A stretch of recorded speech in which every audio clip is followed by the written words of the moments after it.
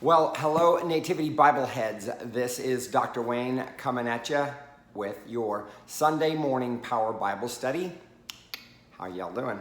You know, we've been in Exodus for a few weeks. I don't know, at least four.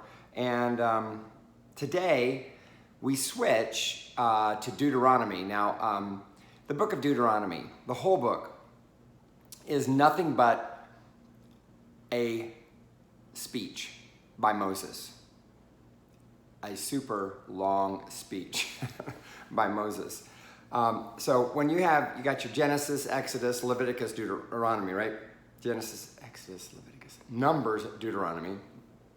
Deuteronomy is the last book in the Pentateuch, Penta 5. Today, spoiler alert, Moses is going to die. Now, shouldn't be all that surprised though, but all of Deuteronomy, the whole thing, is nothing but a speech. That's the way that it's narrated. So chapter 34, obviously, can't be a speech by Moses because it tells of his death. But chapter 34 of Moses is the end of that portion of scripture that we call the law. The law, sometime in Hebrew, that word is Torah. The word Torah is better translated as instruction, but why do we translate it as law? Because when the Hebrew scriptures got translated into Greek, the translators used the word nomos. Now that I said that, I'm thinking, wait a second, I'm not so sure about that. Anyway, yes, nomos, and that means law. And so the word Deuteronomy in and of itself means, okay, deutero, any like deuterocanonical, anything deuteronic is like a second. So Deuteronomy is the second law. The word Deuteronomy means second law. Not because there's a first law and a second law. It's just that there is a first telling of it and a second telling. Deuteronomy is a second telling of the law by Moses. But verse 34, the narration all of a sudden steps outside of Moses speaking, and it narrates what Moses does. So 3 minutes in, here we are, chapter 34 of Deuteronomy, verse 1. Then Moses went up from the plains of Moab to Mount Nebo. Now, the plains of Nebo, the plains of Moab are on the east side of the Dead Sea. And in the book of Numbers, Leviticus, and Numbers, they spend a lot of time there. They spend so much time there that Moses is about to die. But it's all about them being staged for that next thing. Remember, the wilderness wanderings that we have narrated in Exodus and Numbers. We really don't have any wilderness wanderings in Leviticus because all Leviticus is a big retelling of the law as well. So when they finally land at the plains of Moab, they have finished their wandering, but they have not yet entered into the promised land. That's what's next. That's what's always been promised. And keep this in mind. And this is something that we didn't get because of the fact that we're skipping through Leviticus and the book of Numbers. The generation of Israelites that left Egypt all died in the wilderness experience. One of the things that the book of Numbers makes clear is that it's the next generation that is that occupies the land. So Moses is coming to the end of his appointed job. Remember, when we first encountered Moses, when we first encountered Moses, he was a baby, right? And he got saved by the fact that they put him in that little boat, little baby boat. and then he was found by the daughter of the Pharaoh, right? And he got raised up as an Egyptian. He eventually has an experience with God. God gives him a job to do. Remember, God gave Moses a job to do. Where was Moses when he did this? It's called the mountain of the Lord, Mount Sinai, Mount Horeb. It's the same mountain where he received the law, received the commandments. Moses had a job. The job was very specific. It was very clear that his job was this, and this only: get my people out of Egypt, get them through the wilderness. They'll worship me here. I'm going to give them instructions for how their life is going to be awesome on the way to the promised land. Moses was never ever promised that he himself would be a part of those Israelites that entered the promised land. He was never promised that. Verse 1. Then Moses went up from the plains of Moab, to Mount Nebo, to the top of Pisgah, which is opposite Jericho, and the Lord showed him the whole land. Okay, so this is a mountain that they all knew about. It's on the other side of the Dead Sea. And is it really high enough? Okay, the top of Pisgah, which is opposite Jericho, was a city just to the west of the Jordan River, just a little bit north of the Dead Sea. It's a lot of palm trees there. That's where Jesus healed the blind man named Bartimaeus. Anyway, this town, where Moses went was the top of Mount Nebo, which is the mountain, and the Lord showed him the whole land, Gilead as far as Dan. So Gilead as far as Dan. That's a weird. It's a weird way to say it, because Gilead is on the north end of the Israel realm, but to the east of the sea, the Sea of Galilee. Dan was a city a little bit farther north, to the top of Pisgah, which is opposite, and the Lord showed him the whole land, Gilead, as far as Dan, like all the way to the northern reach of Israel. Dan is typically used as a city which demarcated the northernmost reach of the land of Israel. Follow. All Naphtali, the land of Ephraim and Manasseh. So he's naming these places that are on the west side of the Jordan, the west side of the Sea of Galilee, working southward, the land of Ephraim and Manasseh, all the land of Judah. Okay, Judah, we know Judah. Judah is the land around Bethlehem, south of Jerusalem. As far as the Western Sea was what they called the Mediterranean. Okay, the Negev, and the plain. Okay, so the Negev is that desert area south of Judah. And the plain, that is the valley of Jericho, the city of palm trees, as far as Zoar. So Jericho was it circles back around. Verse 4. The Lord said to him, "This is the land of which I swore to Abraham, to Isaac, and to Jacob, saying, I will give it to your descendants. I have let you see it with your eyes, but you shall not cross over there."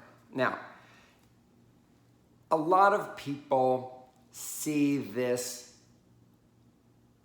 these words to Moses that, okay, you can see it, but you're not going to go there, as some sort of like, and then we respond like, what?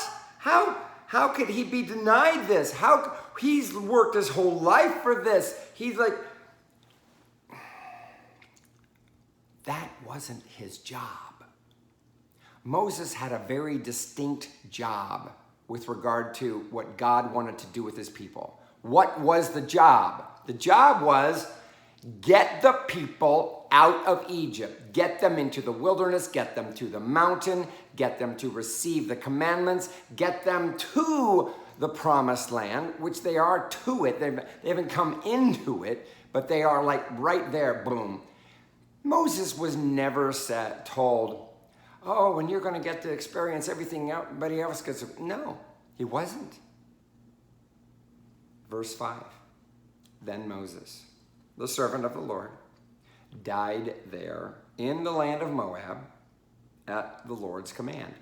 The thing about at the Lord's command, okay, in the Semitic way of thinking, in the early Israelite way of thinking, nothing happened. Nothing happened without God saying this is going to happen. It didn't matter whether it was something good or bad in our judgment. Nothing happened. Life, death, anything without the Lord saying so. That's the way that was. Our system of enlightened logic says like, but wait a second, that means that God creates bad and stop it. That's not what is going on here. This is the way they thought. They didn't have the problem that we have with our logic. So, verse 6, he was buried in a valley in the land of Moab, opposite Beth Peor, but no one knows his burial place to this day, which is kind of an interesting thing to say because this was written, I don't know, less than 400 years after Moses. But he wasn't, it's like, don't you dare make this a tourist spot. You know how today we have these places where famous people died or slept.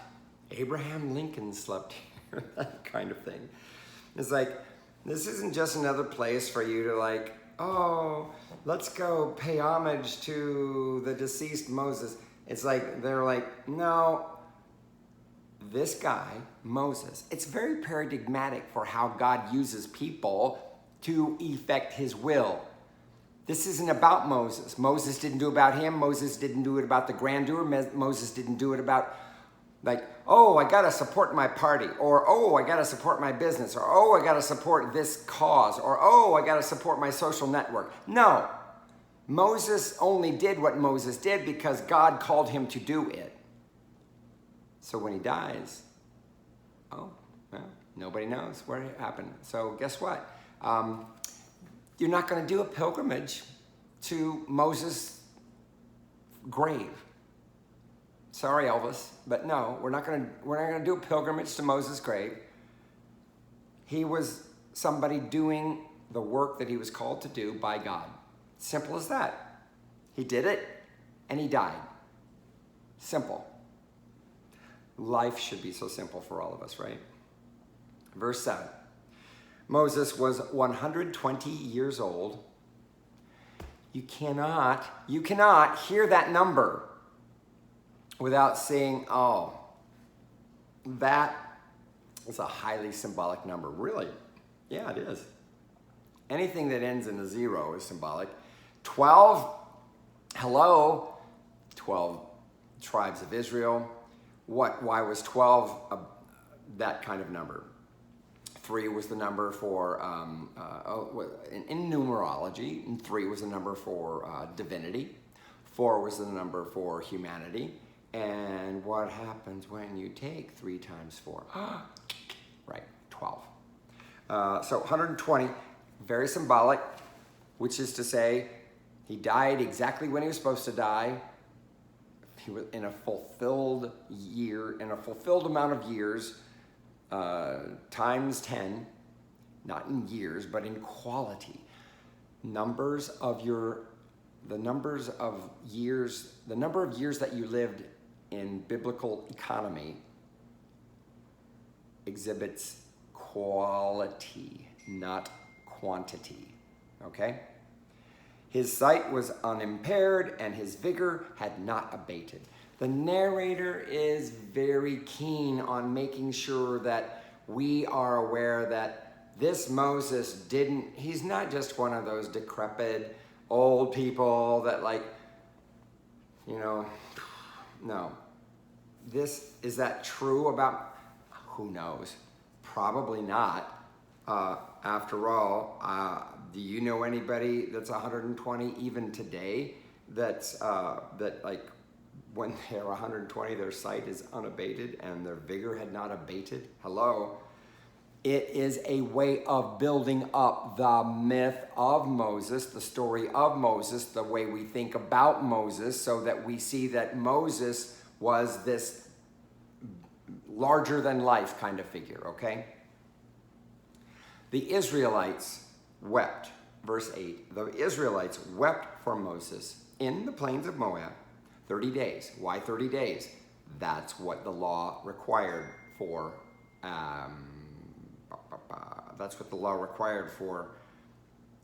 mourning. Then the period of mourning for Moses was ended. Okay. Everything, it's like that's the way our narrator is saying, we're ready to move on now. The days of Moses are gone. What Moses did was over. Now, you can look at all kinds of stuff on the internet. You can look at other things in the Bible that talk about Moses' death and that talk about why didn't Moses get to enter the promised land? There's a lot of answers. There's even another answer in the Pentateuch, and it has something to do with striking water from a rock and Moses tapping it twice with his stick as opposed to just saying the words.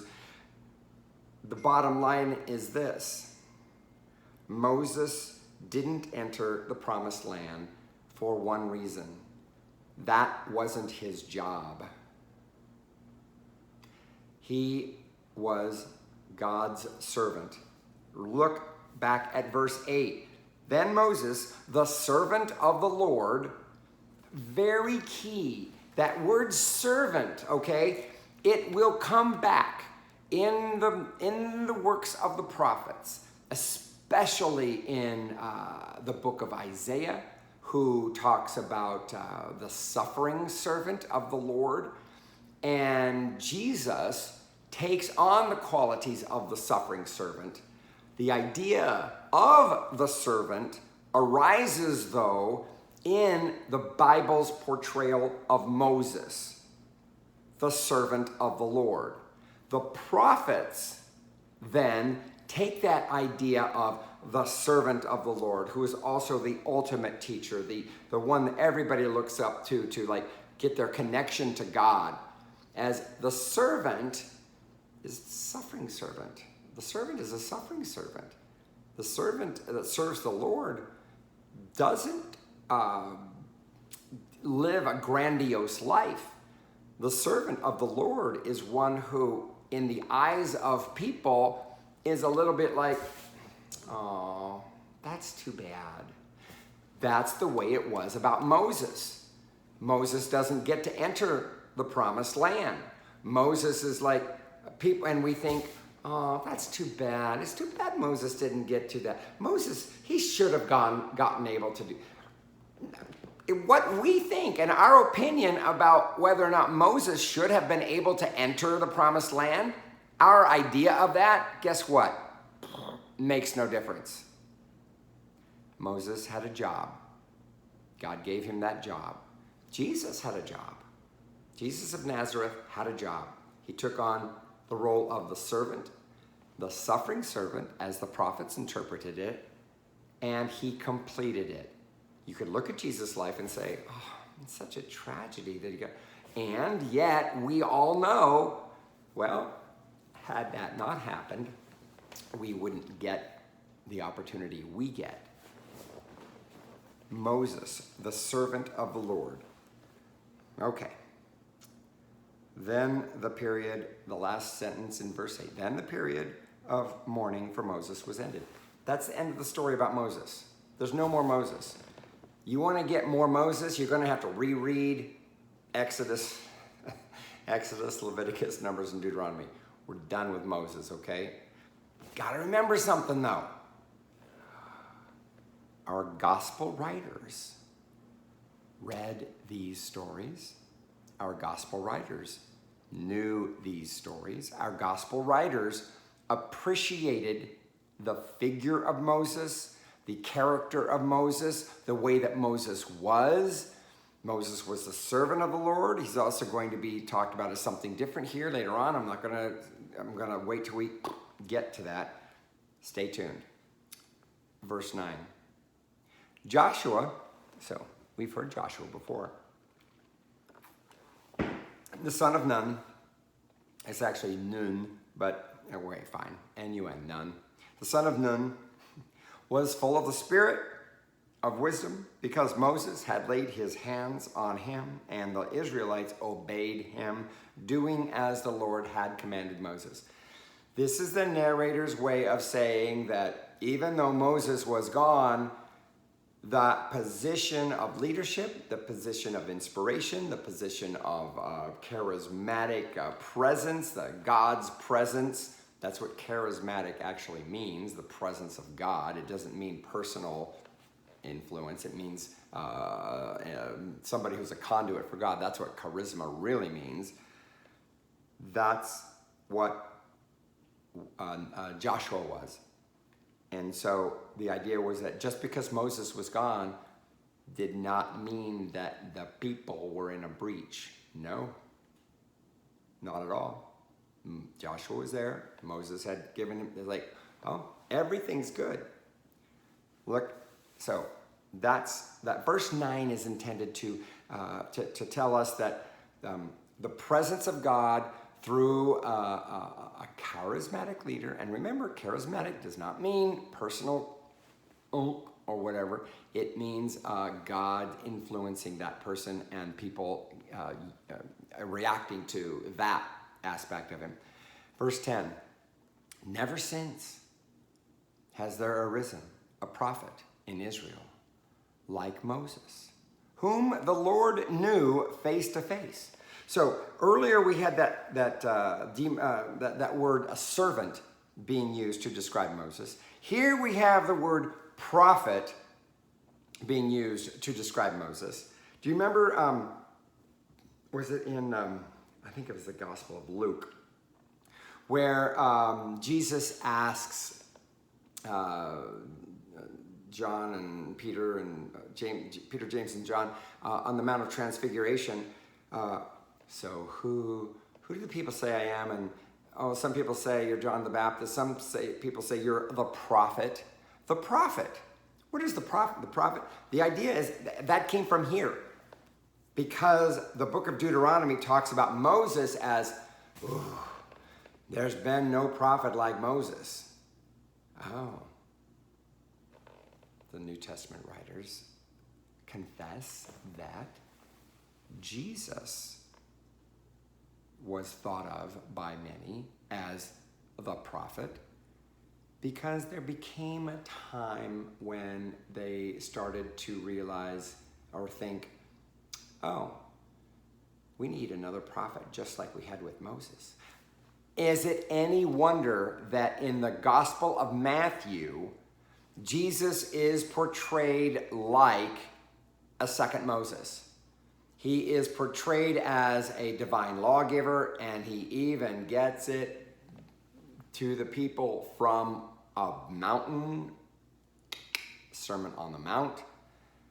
You've heard it said, but I say, yeah, Our gospel writers were keenly aware that Jesus was stepping into shoes like Moses, but so much bigger, so much bigger.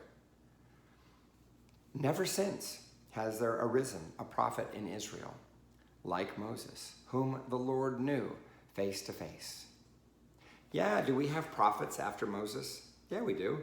We got Joshua, we got Jeremiah, we got Isaiah, we got Ezekiel, we got all of those in the 13, right? We got like Micah and Joel and Jonah and Malachi, Micah, and Zechariah, those guys in the book of the minor prophets. Yeah, there were a lot of prophets, but none like Moses, whom the Lord knew face to face. So when it says that whom the Lord knew, anytime we have those panim apanim, the face,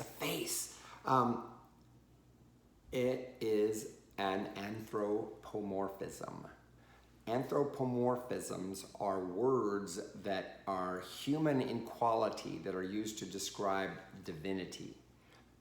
Does the Lord have a face? No. But to say that the Lord knew Moses face to face means it's describing a quality of relationship that Moses had with the Lord. No one had that from that point on. But, we know someone who had a relationship with the Lord like that. Yeah, Jesus, right? The Christ. Verse 11. And there's only 2 more verses here in Deuteronomy chapter 34. Verse 11. He was unequaled for all the signs and wonders. Oh my goodness. The signs and wonders. Everything that Jesus does in Matthew, Mark, Luke, and John, they're either called mighty deeds, signs, wonders, powerful deeds. Jesus is portrayed as, nobody had done stuff like this before, but Jesus does. He was unequaled, verse 11, for the signs and wonders that the Lord sent him to perform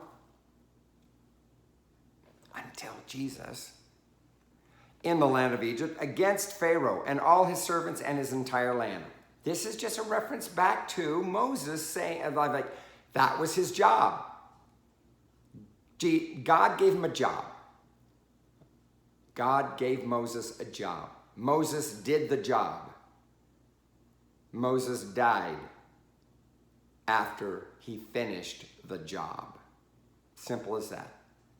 Verse 12. Let's reread 11 and then 12. He was unequaled for all the signs and wonders that the Lord sent him to perform in the land of Egypt against Pharaoh and all his servants and his entire land, and for all the mighty deeds. There's that other word, okay? That's our gospel writers. John calls those, we call them miracles, that Jesus did. John calls them signs, wonders, yes.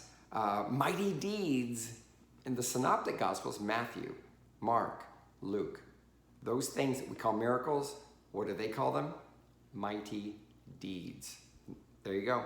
And for all the mighty deeds and all the terrifying displays of power that Moses performed in the sight of all Israel. Terrifying displays of power. Moses had done those things. They had not seen things like that in the wake of that.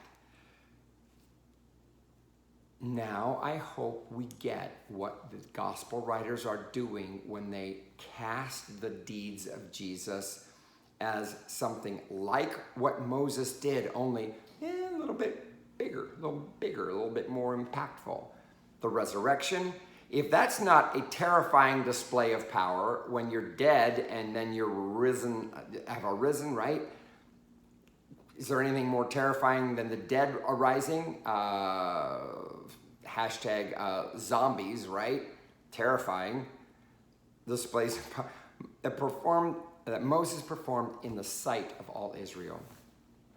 The idea of, so Jesus is that second kind of Moses, especially in our Gospel of Matthew. I can't not talk about Jesus when we're reading the Old Testament, because when our Gospel writers were writing, and who we call our New Testament writers were writing, they knew this. They read this. This was what was in their head, and this is the it's like a kaleidoscope or a lens. A lens might be more like it. The lens through which they saw Jesus was this. Next week, we're going to be in the book of Joshua chapter 3. And we just had one little verse about Joshua. He's the leader that takes over next.